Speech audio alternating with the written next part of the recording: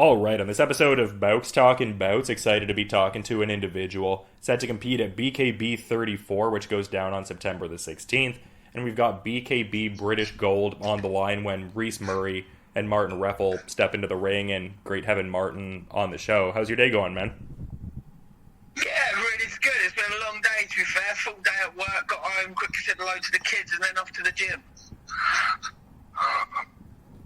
Yeah, and how's the, preparations going into this one? Because, kind of an interesting situation, mindset-wise, being that you previously fought Scott McHugh for British Gold at BKB 28, and kind of wild that was your, bare-knuckle debut last September. So, what's the mindset kind of heading into this one? Is it almost like a redemptive kind of mindset in a way, just getting another crack at British Gold at all?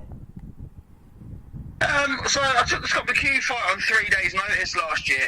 It was my third fight in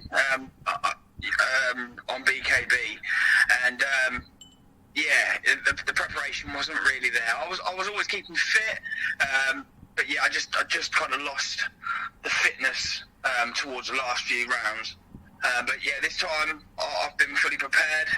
I know a lot about my fighter. He's a good fight. He's not an easy walkover. You can't ever underestimate your fighters. But I know what needs to be done, and I've prepared for it, and I know what he's going to bring to the table. But you never know. He might bring something new on the spare of the moment. I'm very good at adapting, very good at learning. So we'll see how it goes when I get in there. I'll have my fitness on point. I'll have my guard on point, and we'll take it from there once the bell goes. Yeah, sounds like what you're saying. You're one of those guys that comes into the fight with a certain level of, familiarity with what your opponent brings to the table, but not so rigidly, setting what your approach might be, or conversely what you think their approach is. So is it kind of a healthy mix of having that tape study and grounding in the person's technique, but then also having that fluidity and adaptability in the fight? Yeah, so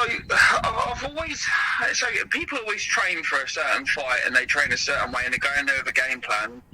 As a fighter, I will go in with a game plan, and my coach will want me to fight a certain way. But the one thing I am very good at is adapting on the front foot. So, as much as you can train for something, in the moment, it could all change. I think Ryan Jett kind of lent on that point. He adapts as he goes on. And yeah, we'll see how it goes. As I say, Reece could come with something completely different. I know what he's got. I know what he's about. I know he's a good fighter, and he's good technically. And I don't plan to give him much time to be technical. But again, he could catch me with a shot, and it'll all change, and I'll fight completely different to what I planned. So we'll see how it goes in the moment.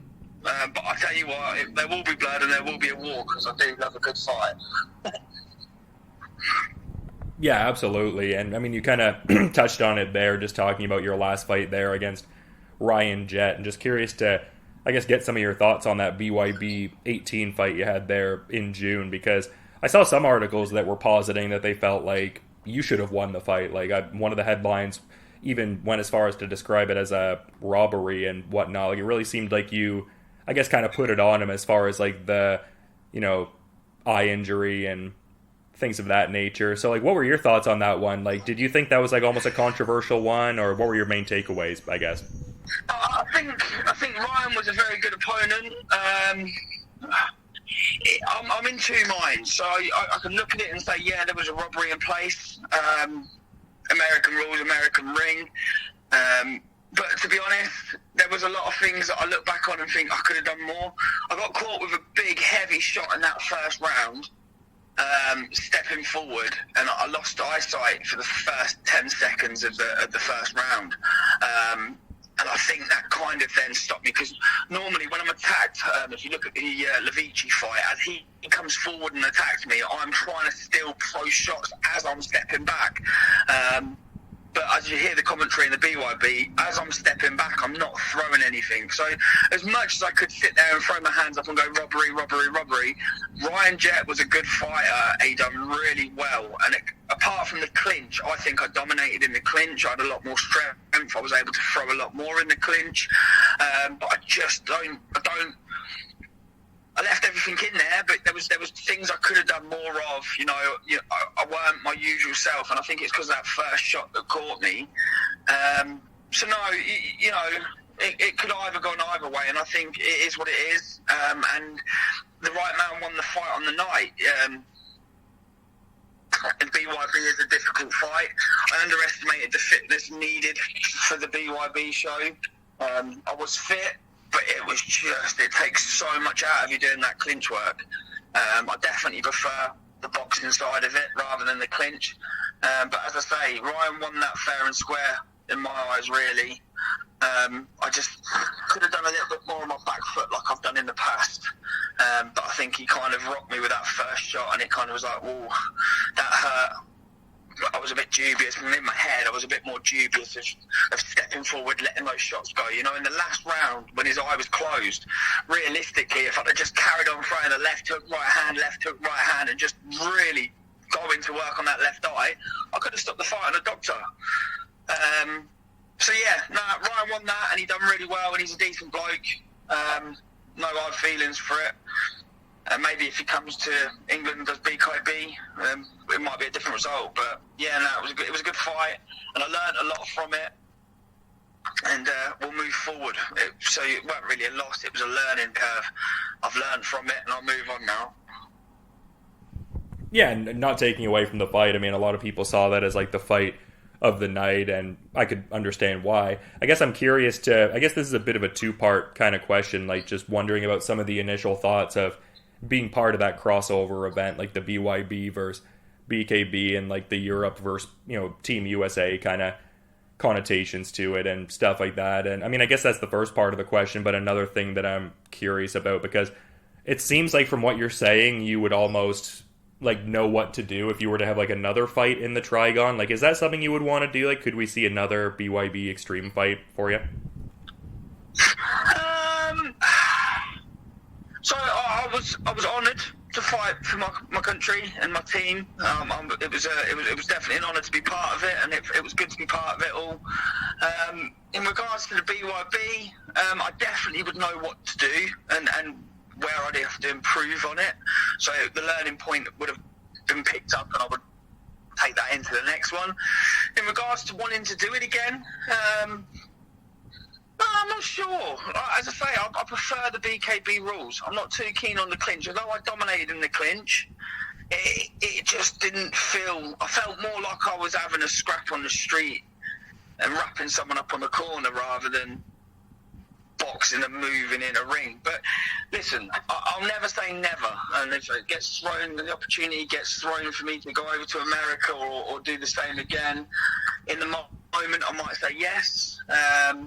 I might say no, but to be fair, I wouldn't say no to any fight. So if it's thrown at me, I probably would say yes. But would I want to? I like the BKB, and I think the rules of BKB are better for my style of fighting. Yeah, no, fair enough. I guess I just like that, crossover dynamic. Like, I think it really just benefits the sport and just the fighters within it. But, yeah, that's definitely one thing. It does benefit the sport in the worldwide picture. It gets people more interested. It shows that even though we're different companies and different styles, we can both come together. So yeah, it was an honour to be part of that. And as I say, I'll never say never, but I think I'm going to concentrate on getting this British title, concentrate on maybe pushing more on the BKB side, and then if the opportunity comes and arises, then yeah, I may say yes. I'll never know. Until that moment happens, I don't know yet.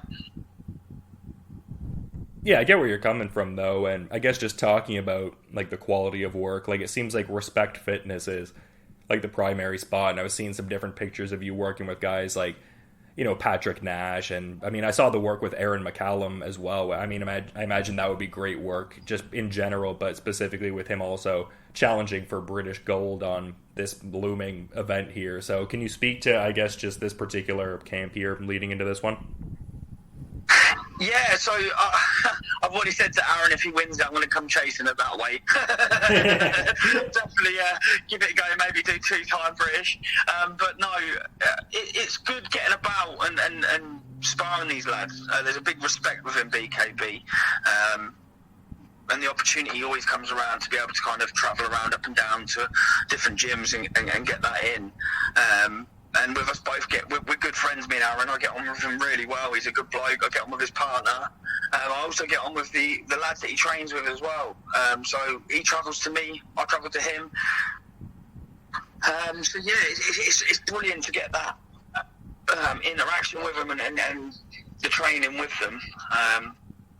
And again, like I wish him all the best because he definitely wants it just as much as anybody else. Yeah, it seems like there's a great like cross-training community among a lot of like the BKB guys and stuff like that. Like I feel like I see Jimmy Sweeney often get in a lot of great like cross-training work with a lot of notable names and everything like that. So yeah, just love to see it. Like it seems like a great like camaraderie-minded kind of thing. Like as much as you guys are throwing down at the end of the day, and sometimes these fights will happen with this crossover. Like it seems like it's just handled with like a level of, I guess, just class and just understanding that everyone's growing together, I suppose. Yeah, it's one thing I do love about BKB. As much as we kick the crap out of each other and bust each other up, there's a lot of respect. Like, I'm friends with a lot of the BKB fighters that I could potentially come across. I see their posts all the time on social media, and they see mine. You know, I'm not afraid. We don't put up stuff that they can learn from. They can only learn from what they see on the videos, fight videos. But yeah, I'm still friends with Reece Murray. I've got him on social media now. I've been seeing he's having a good time. His camp's going really well. His family's all good. You know, I've got a lot of respect for the guy. I've got no disrespect. It's when the bell goes, we'll kick the crap out of each other, and then the winner will be the winner, and then afterwards it'll go back to normal. I've got no hard blood. No hard blood, no bad blood against anybody. And I've got a lot of respect for anybody that steps into the ring. So, and that's one thing I love about BKB. It's not quite like the boxing world where there's a bit more crap talk, as you want to call it, and stuff like that. We are a respectful bunch, and behind the scenes, we're all there for each other. Do you know what I mean? And then the bell goes, and we kick the crap out of each other. I think that's brilliant. Yeah, it's amazing. Definitely something I very much love to see, even from my like layman perspective, just kind of taking it in and watching. But we were talking before about just how you approach some of these fights where there is the adaptability, but you also like to, you know, be familiar heading in. And I guess just to that point, I'm curious to like get your thoughts on Reece Murray. Like, what do you think about, I guess, his overall resume in the sport of bare knuckle, but also maybe some of the better stylistic attributes you've seen of him from some of his fights? Reece Murray's a very good boxer. He's skillful. His agility and movement in the ring and control of the ring can be next to nothing. It's brilliant. You know, you can definitely tell he's come from a boxing background. But he won't have that time to control the ring. You know, we all know what kind of fighter I am. He knows exactly what type of fighter I am. And, you know, he's going to be on his back foot a lot of the time. But again, you know, it only takes for one shot and he could stick me into a completely different mindset. And I'm on my back foot. But yeah, no, he's a very good boxer. And I think that's what he's going to bring to the ring. But then when you see him against Lafferty, he had a damn good little brawl with Lafferty, even though he lost that fight. It was a tight fight and it was a good fight. There was a lot of movement and a lot of brawling because Lafferty, we all know Lafferty likes a good old rumble.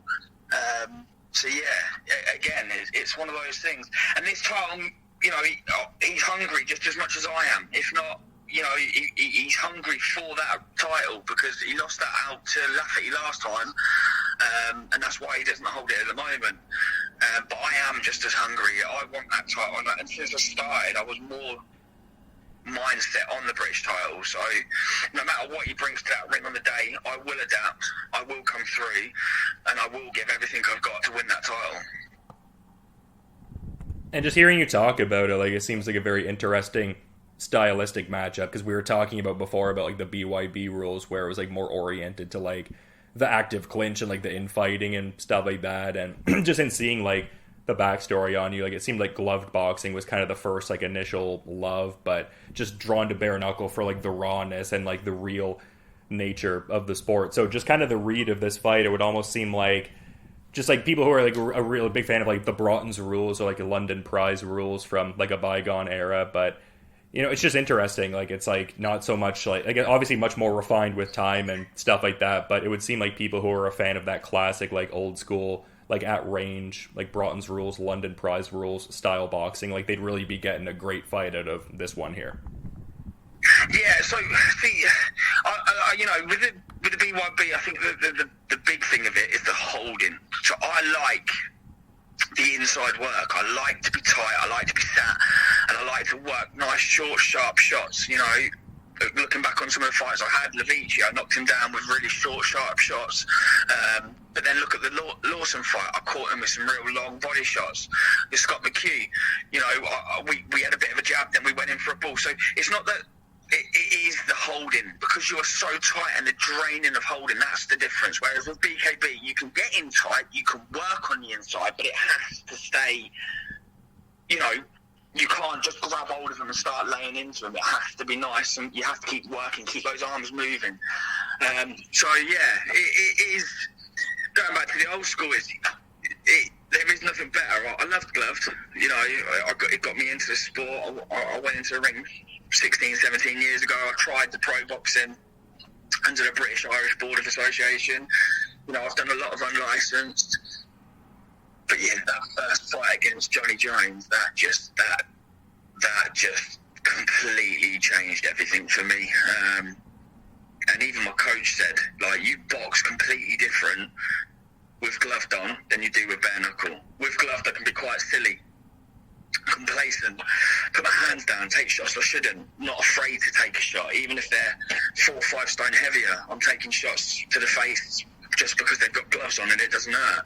Whereas with bare knuckle, I move, I don't want to get caught. Even if I am caught, it's like, well, okay, let's keep going. Let's just, that blood trickles down your face, it gets your heart pumping, the body starts kicking in, the adrenaline starts kicking in. It just, everything just excites me about bare knuckle. That's interesting. So was it a conscious, like, overhaul of your style, like really change it and adapt it to this new sport, or did you just kind of like innately, I guess, know to change these things, and you're almost like adapting to this newer sport without consciously thinking about changing it? Does that make sense? Yeah, no, that's exactly how it's worked. So, I have adapted and changed. Even now, when I'm sparring in camp, I still go back, because I've got gloves on, I still go back to the hole. And my coach is like, this isn't what you're doing. Come on, you're meant to be doing it this way. Why are you doing it that way? It's like, in my brain, I'm like, because you're wearing gloves and it don't really hurt, so I'm not really bothered. But when I've adapted the time, if you look at the Johnny Jones fight, it was fast, it was quick, it was powerful, but it was scrappy. The Levici fight, I got better. I worked tight on the inside. I pushed. I wasn't afraid to get caught. The Scott McHugh fight, I've learned, I've adapted, I've picked up the pace. My fitness obviously wasn't there completely because I hadn't been in camp, but it was still quick, fast, boom. And then we went on to the Johnny Lawson fight. I was cool, I was collected, I was stalked, I worked the body, I worked the head. You saw a bit more boxing from me because I had that range and that ability to move around because I've done the damage in the first round. Then I went on to the Ryan fight, and I've had to adapt to that kind of stuff. So yeah, I will only get better as the more fights I have. That I can guarantee, because I always learn from each and every one of my fights. Even if I win it, I still learn something. Yeah, it definitely strikes me as the case. You seem like a guy that very much tries to be like studious about your different experiences and to try to retain those lessons. So definitely good to hear that you're doing that. But I guess one of the last things that I kind of wanted to touch on here, because I was noticing in one of the articles regarding your last fight there that you had 2 of your 6 daughters ringside, and I understand your missus was there too to kind of check out the action. Is that kind of like a common sort of thing for you? And if so, are they going to be ringside for this one here? So, yes, my partner was in my corner for 2 of my fights. She will be in my corner for the next fight. My eldest always likes to be there. I think my eldest is more for just because it's the fact of getting out with dad and being in an atmosphere. She turns 18 this year, so she's kind of getting used to that kind of atmosphere.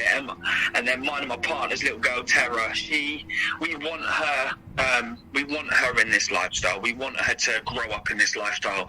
She's got a lot of respect already as a little in the gyms. She can walk into crawl into any gym with us, and everybody loves her. And we want her to keep fit. We're keeping her off the sweets. We're keeping her off the chocolate. We want her to be in this kind of lifestyle. If she chooses not to do it as she gets older, that's fair. We're not going to push it, but if all she knows is this kind of, lifestyle, we're hoping that she does. Because I've got 6 girls, and not all of them really are interested in fighting. Some of them are interested into gymnastics and this and that. But with Tara, she will be there again. She won't be ringside. She's a bit young for that at the moment, but she will be there.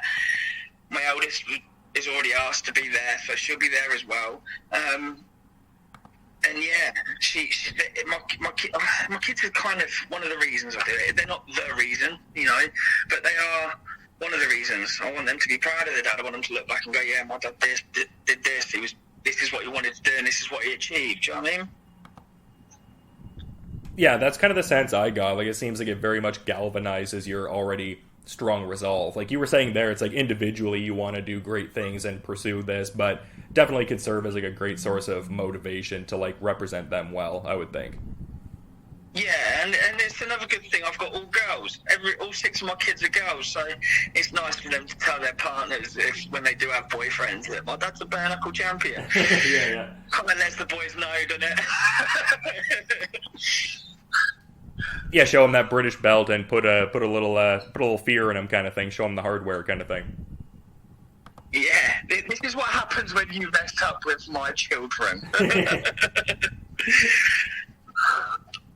That's fun, man, and good to hear that there's going to be some representation here for this one. It would seem like a big night, so good that you'll be having some loved ones in the crowd and everything, and just kind of interesting, too. There's not really like a question in this, per se, but you were referencing the Tony Lafferty fight earlier that Reece Murray had, and kind of similar to your situation. Like, when I talked to you about facing Scott McHugh for the title previously, like, I didn't get the sense that you're, I guess, looking at this next fight as like a redemptive kind of thing, just because that first one was so short notice. But I mean, maybe he has that kind of mindset, just being that was a BKB championship fight at BKB 29. So just kind of interesting that both of you guys are in kind of like a similar kind of position, and as far as like this is like the sophomore kind of attempt at the hardware and everything. So yeah, curious like mindset wise and I guess trajectory wise almost.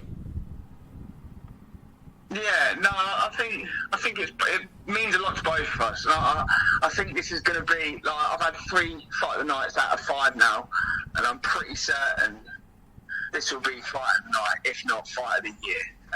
He's got a lot to prove. I've got a lot to prove. I want that title. He thinks he thinks he's getting that title. He wants that title. I think I'm getting that title. It's just going to be one of those fights not to miss.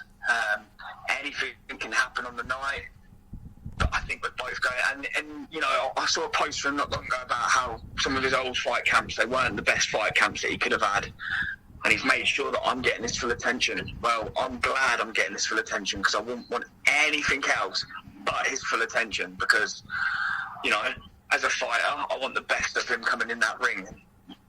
We will have a good fight. It will be either fight of the night, fight of the year, fight of the century, because I want it, he wants it.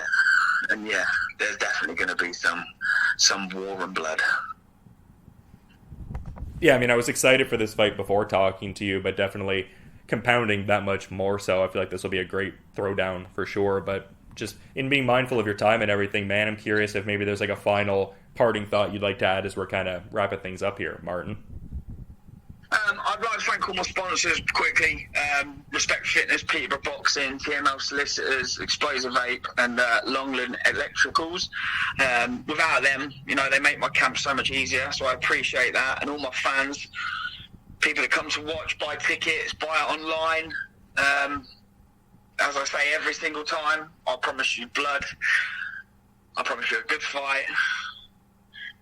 And there will be a winner. It won't come down to a draw, that's for sure.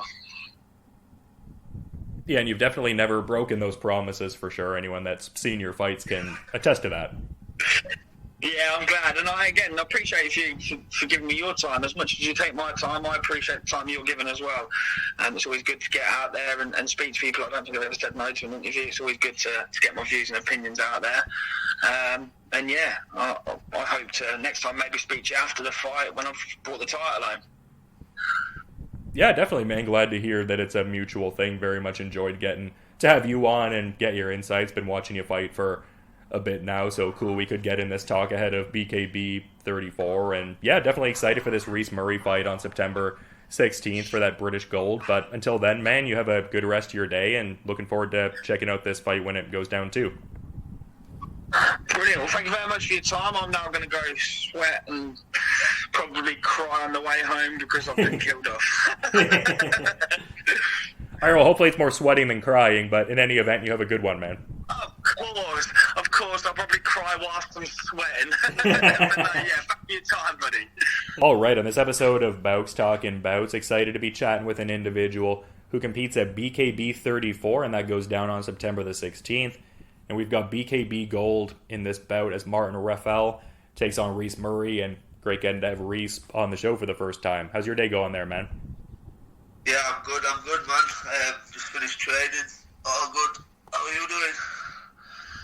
Yeah, no, I'm doing good, man. It just seems like, I mean, you're always dedicated, obviously, in these camps for sure, but just referencing a post I saw a bit ago where you were talking about, like, really knuckling down and you're, staying away from the beer and the bad food and stuff like that. Like, when do you, I guess, like, really lock into that, like, uber-focused kind of mindset ahead of fights there? Because when you posted that, it was July 23rd, and you were saying under 8 weeks. Like, when do you really, like, hunker down with that? Or are you always, like, a pretty dedicated kind of guy and stick to, like, a disciplined routine and you don't really have to, Yeah, so basically it's just the last few fights I've had, I've not really been the athlete or dedicated to what I should have been doing. Basically I've been doing a lot of things our training, but I'm doing a lot of things outside of training what an athlete should be doing, especially for these sort of big fights. So I've just gone sober. I'm not touching anything. I'm in gym twice a day, which I've never done before. I used to just run and spar and that was it. I'm doing all sorts of different training now, strength and conditioning. I'm getting stronger, I'm getting bigger, getting faster. So yeah, I've just cut all negative stuff out of my life and I'm just focusing on the task at hand. Yeah, and was there a particular thing that led you to make those amendments? Like, is it in the pursuit of, I guess, becoming a champion within BKB, something like that? Was it more of just like a lifestyle change you wanted to make in general? Like, what drove you to, I guess, add those aspects to your preparations? To be honest, it was it was a lifestyle change what I wanted as well, but it was the fight I had for the British title in December against Tony Lafferty. I realised in the 4th and 5th round, it took me somewhere where I've never been before. I mean, I've had boxing matches where I've gone 7 rounds and stuff like that, but with bare knuckle, it was a bit of a different feel in round 4 and 5. It took me to places I'd never been before, and I realised, shit, maybe I'm not as fit as I should have been, and maybe I'm not as dedicated as I should have been for a fight of this magnitude. So, and then I took one on short notice. That was just more for money, that against Johnny Lawson. Obviously, he's one of the toughest fighters they've got.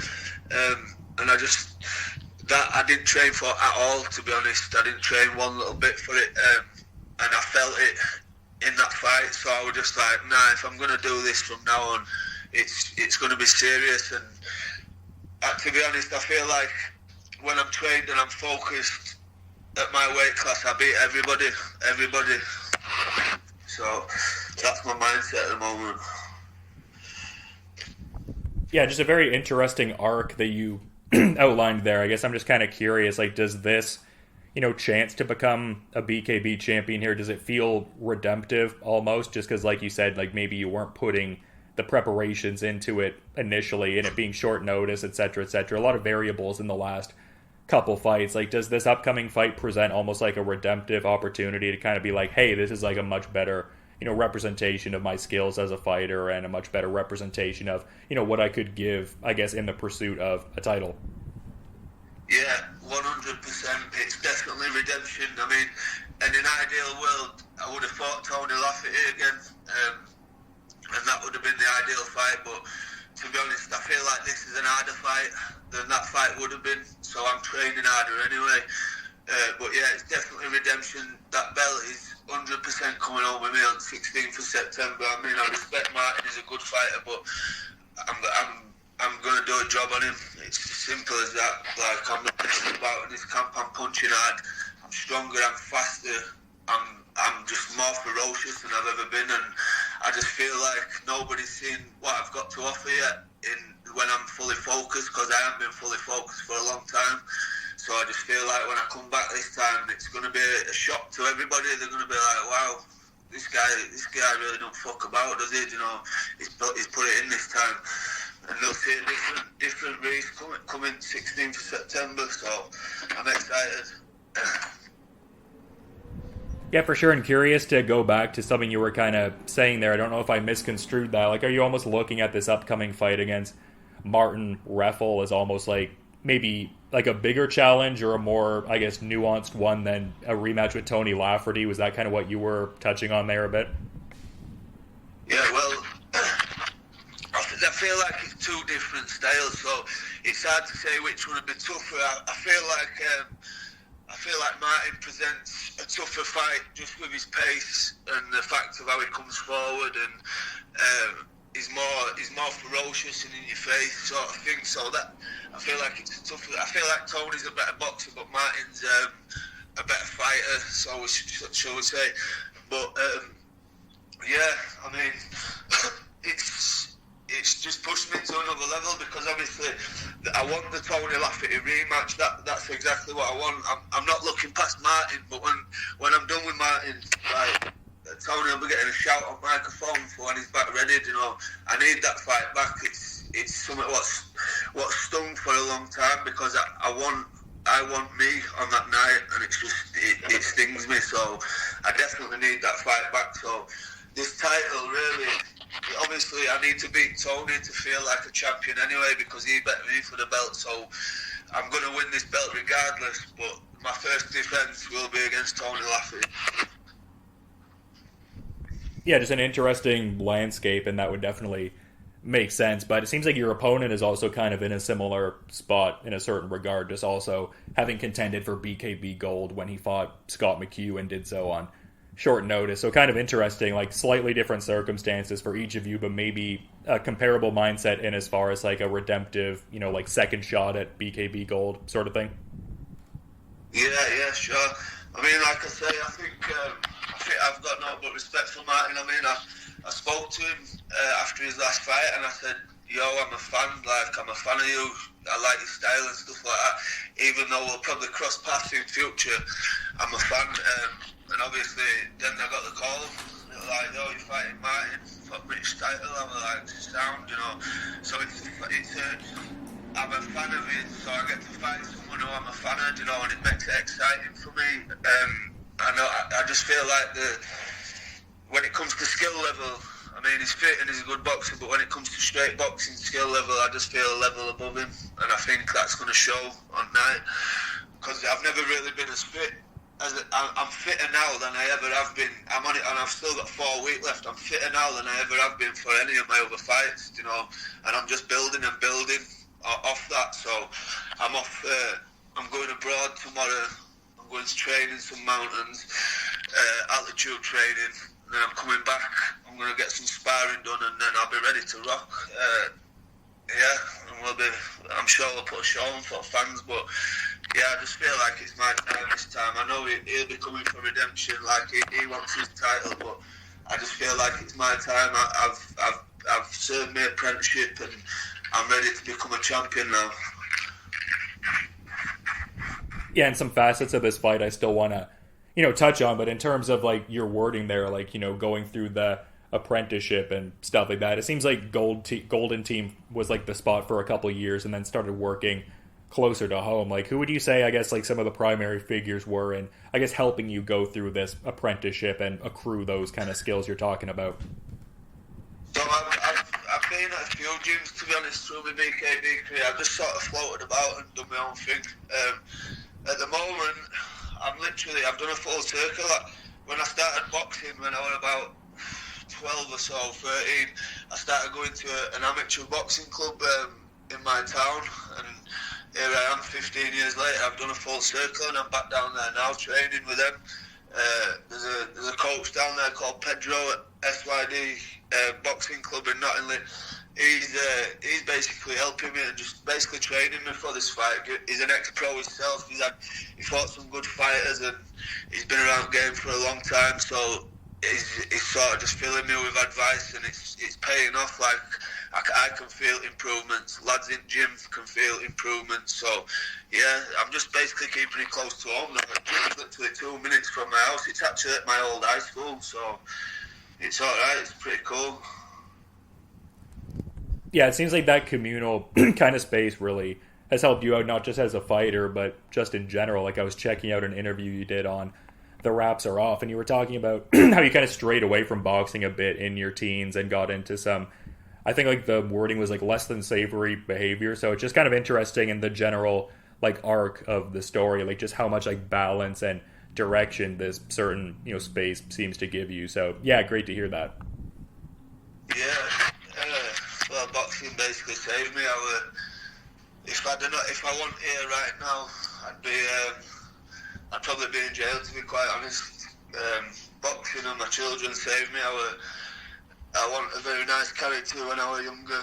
I did a lot of bad stuff, which obviously I won't talk about. But yeah, I was sort of a different character back then. But there was only one way that was leading, and obviously I could always fight.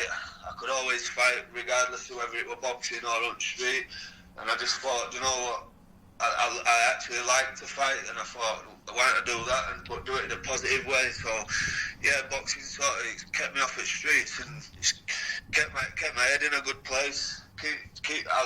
I'm just one of them. Like I grew up sort of in a rough place, so violence is an everyday thing to me. So it's sort of, if I can do it and get paid and not get done for it, then it's a win-win in every situation for me. Do you know what I mean? Yeah, for sure. And I guess just kind of, you know, going back to this fight here, because what you were saying before was interesting, like your perception that this will be just like a fight between guys who've got like certain refined, you know, boxing games. Like he was talking about, like when he fought in BYB, and he was like talking about the active clinch fighting, and it was like, oh, you know, that's fine, but it's almost like more of just a scrap. Like he almost prefers the more like London prize ring rules of BKB, like that more at range kind of, you know, style. And it seems like you kind of feel the same way about that BKB versus BYB rule set too. So yeah.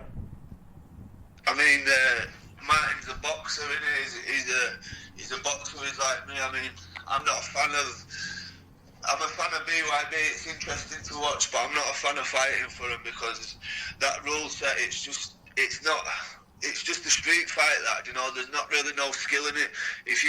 I'll be straight up honest, you could pick any of their fighters in my weight class, from world champion to anything, and put them in that BKB ring with me, and I'd take them to school.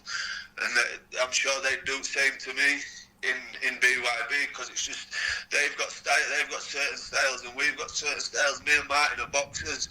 They're more scrappy MMA fighters that like to clinch and stuff, and that's just, we're not built for that. So with me and Martin, it makes a very interesting fight, because we're both very highly skilled boxers. We both know exactly what we're doing, and we've both got good attributes, what we bring to the fight. So it's an interesting fight for everybody to sit back and enjoy. Yeah, just interesting. Like it almost becomes like an entirely different game for sure. But yeah, I mean, definitely, you know, has its own fight IQ that has like been emerging for sure. And I love that about the bare knuckle space, just how there's more discourse around like the techniques and like the methodology and fight IQ. I guess in saying all of that, because I was seeing that like when you kind of got into the fold initially, it kind of came from, you know, Jim Freeman giving you a call for a fight on a BKB lockdown show. Like I guess from even that point until like where you're at now, like what would you say some of the biggest differences are in terms of like strides you've made in your bare knuckle fight IQ, or just becoming a more comprehensive bare knuckle fighter in general? I think the strides I've made is due to my activity, because you can't really train for bare knuckle. You can spar in little gloves, but you've got to take some off your shots and stuff like that. So it's not really the same sort of thing. So you're sort of learning while you're in there with bare knuckle. And last year, obviously, I had 4 bare knuckle fights in space of 11 months. So I think just my experience now, like I know what it takes in there. I know what them shots feel like. I know what it feels like to have my face broken and keep coming forward, you know. And I just feel like my experience is it's right up there now. Like I know what I'm doing in there. I feel at home when I'm in there. it's my house at the end of the day. That's how I look at it when I get in there. It's my house. Yeah, it's cool to hear you're in that spot with it, and also kind of referencing that interview from The Wraps Are Off. It seemed like you were talking about having like a mentality of a champion almost before like becoming the champion, like capturing the belt is almost a formality in a sense, and just the idea of carrying yourself in that kind of way and whatnot. Like I feel like that'll serve you well just in general, but especially so with this like sophomore crack at BKB Gold coming up. Yeah, for sure. I mean, I always think like that. It's no disrespect towards any other fighter, but I just feel like in my weight class, I'm number one, and if anyone wants to try and stop me, then they can try. But I just feel like I'm already champion, and I just need to go and collect my belt. That's all that needs to happen now. I've worked too hard for this, man. I've been at this game now for best part of 20 years, you know, boxing. I've had my injuries, I've had my ups, my downs, my wins, my losses, and I really owe this to myself. I've been through a lot to get here, so I just owe this to myself, and on fight night, everybody's going to see how much I want it. Yeah, for sure. A very compelling fight that I was excited for, you know, before talking to you, but definitely compounding more as you're given these great insights, man. But you've been great with your time, and been fun having you on, but just being mindful of your time and schedule, Reece, and just kind of wondering if maybe there's a final parting thought you'd like to put out there as we're wrapping up, though. Yeah, I'd like to give my sponsors a shout out, if that's cool. Yeah, for sure. So yeah, we've got DNC Electrical from Craig Fradsley. We've got Gav Brooks with Brooks Sons and Roofing. We've got Bex and Keith Bottomley with Bex and Co. And Formula Fitness Gym are all sponsoring me, so I appreciate all them guys, everything you're doing for me and helping me out. But yeah, my final word is just tune in 16th of September and expect fireworks. Yeah, for sure. I think anyone that's seen yourself and also Martin Reffell fight can attest to the fact that it's always high octane, always exciting, and definitely stoked to see what goes down there at BKB 34 and counting things down until September 16th, no doubt. But until then, Reece, you have a good rest of your day, and again, thank you for the time. Yeah, you too, mate. Thank you. I appreciate it.